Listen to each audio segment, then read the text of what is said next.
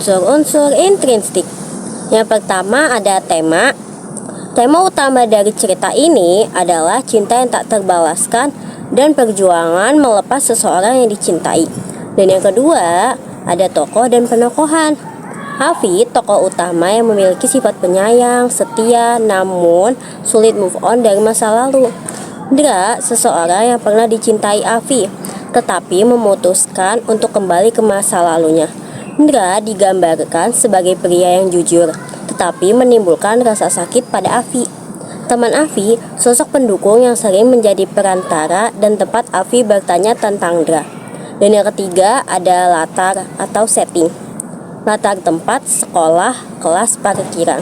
Lingkungan tempat Afi dan Dra berada yang memaksa mereka untuk terus saling berpapasan. Latar waktu, masa SMA. Waktu spesifik seperti malam minggu dan kegiatan hari Jumat. Dan yang keempat ada alur, plot. Alur dalam cerita ini adalah alur maju dengan beberapa kilas balik yang menceritakan kebahagiaan masa lalu antara Afi dan Dra. Awal, Afi mengenang masa-masa indah bersama Dra saat hubungan mereka masih baik. Dan yang tengah, Dra mengungkapkan bahwa dia belum move on dari masa lalunya, menyebabkan hubungan mereka berakhir.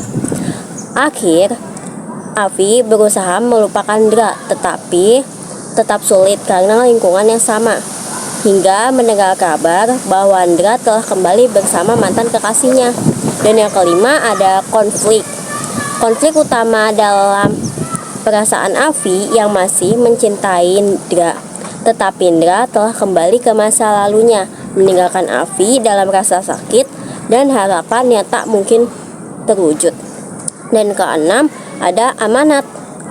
Belajarlah merelakan seseorang yang sudah tidak lagi menjadi bagian dari hidupmu. Jangan memaksakan cinta jika hanya akan menambah luka. Ketulusan dalam mencintai terkadang harus disertai keberanian untuk melepaskan demi kebaikan bersama. Dan yang ketujuh ada sudut pandang.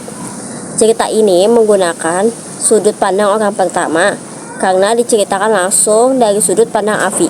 Dan yang ke-8 ada gaya bahasa. Gaya bahasa yang digunakan adalah bahasa yang puitis dan emosional, menggambarkan peranca yang mendalam dan kesedihan yang dirasakan Afi. Contoh, tatapannya mengenai tepat di relung hati yang masih saja menanti. Dan aku mencintaimu layaknya kayu dimakan api, tahu akhirnya akan menjadi abu, tapi tak pernah berhenti menanti.